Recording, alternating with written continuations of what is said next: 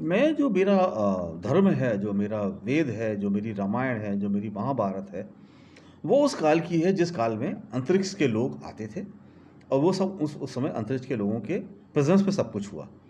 लेकिन हम उनको भगवान कहते हैं। क्योंकि वो सुपर पावर थे तो हम उनको भगवान कहते हैं। लेकिन वो डेफ़िनेटली वो एलियंस थे। वो लोग थे जो सुपर पावर थे। और अल्टीमेट सुपर पावर तो ब्रह्मा, विष्णु, महेश ही हैं, जो जन्म देते हैं, चलाते हैं और अंत करते हैं। अब मैं आपको अपने धर्म रामायण के बारे में बताऊं।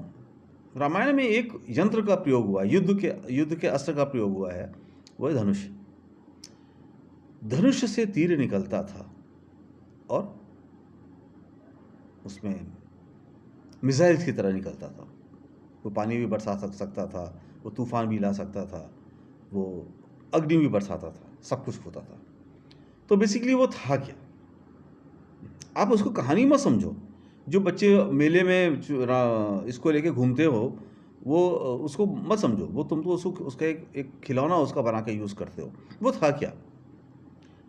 आप रिवॉल्वर की गोली चलने का सिस्टम समझते हो? स्प्रिंग ही होती है। जब आप फायर करते हो तो स्प्रिंग इतनी तेज़ी से गोली को धक्का देके आगे बढ़ाती है कि उससे वो इतना फोर्स होता है कि इतनी दूर तक जाके आदमी के शरीर में घुस जाती है। इतनी दूर तक वो ट्रेवल करती है और इतना फास्ट ट्रेवल करती है। सेम सिस्टम तीर धनुष का है। वो जो धनुष होते थे, वो धनुष क्या थे? वो मिसाइल्स थी। जो मिसाइल्स की पावर है, उस पावर को कंडेंस करके तीर के नोक में आ जाते थे वो।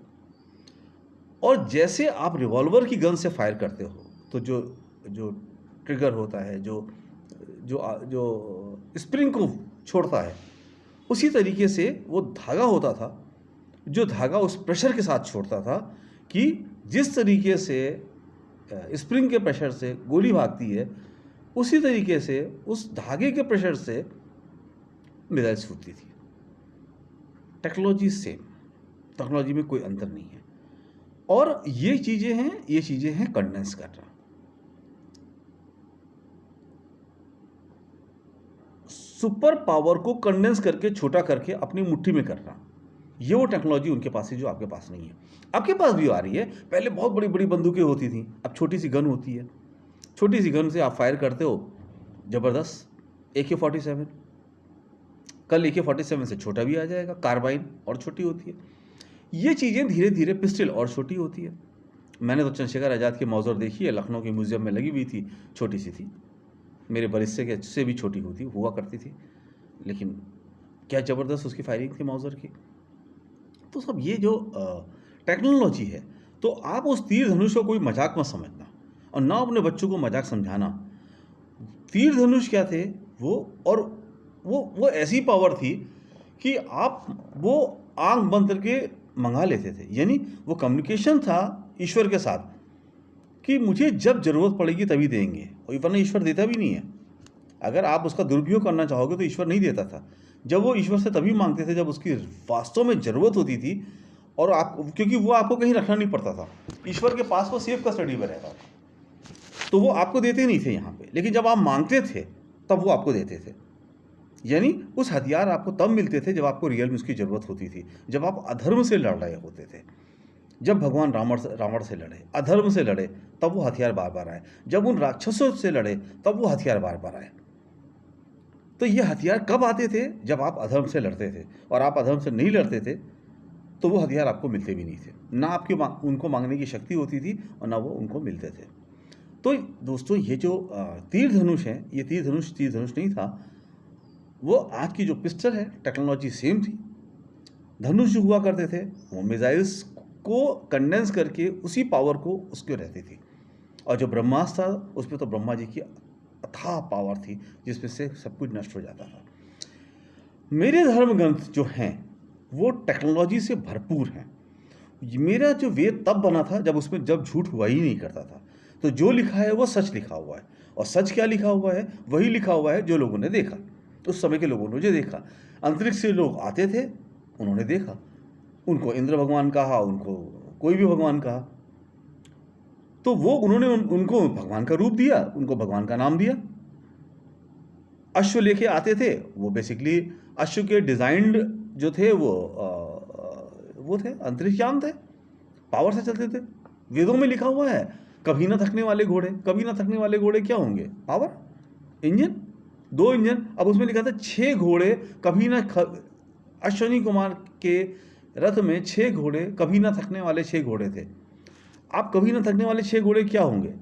आपके इंजन में आज 6 सिलेंडर होते हैं, 10 सिलेंडर होते हैं, तो 6 सिलेंडर का क्यों हुआ? जब फोर्ड ने बोला कि मुझे तो 6 सिलेंडर एक साथ चाहिए, इतनी पावर चाहिए इंजन में, तो वो 6 सिलेंडर थे।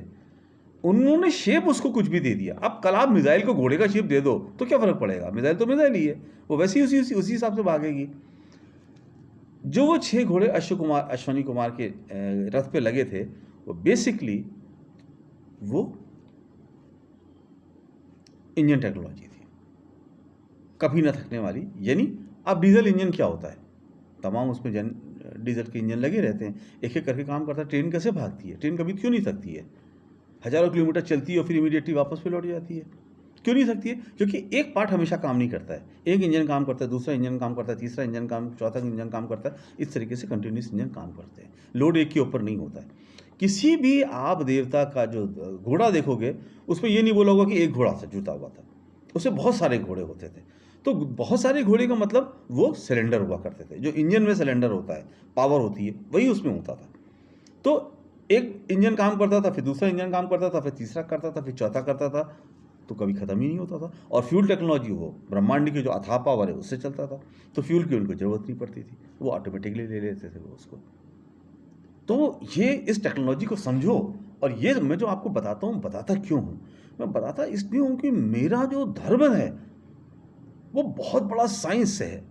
हम बहुत उन लोगों के पुरखे हैं, हम उन लोगों को जानते हैं जो ईश्वर के रूप में, जिनको हमारे पूर्वजों ने देखा, भले 10 लाख साल 20 लाख साल पहले देखा, लेकिन देखा। और वही चीज़ें उन्होंने उनको सजों के वेदों के रूप में, धर्म ग्रंथों के रूप में रखी। और आज हम उनको कहानी ना समझें, आज हम उनके खिलाफ उन उन उन उन चीज़ों को, इतनी पवित्र चीज़ों को जो है ना, उसको हथियार बना के राजनीति के लिए और दुष्कर्म के लिए नहीं यूज़ करें। वो बहुत पवित्र चीज़ें हैं, और आप जो कर रहे हो वो ऊपर वाला देख रहा है। उसकी चीज़ों को मिसयूटिलाइज मत करो, उसकी चीज़ों को मिसयूटिलाइज मत करो।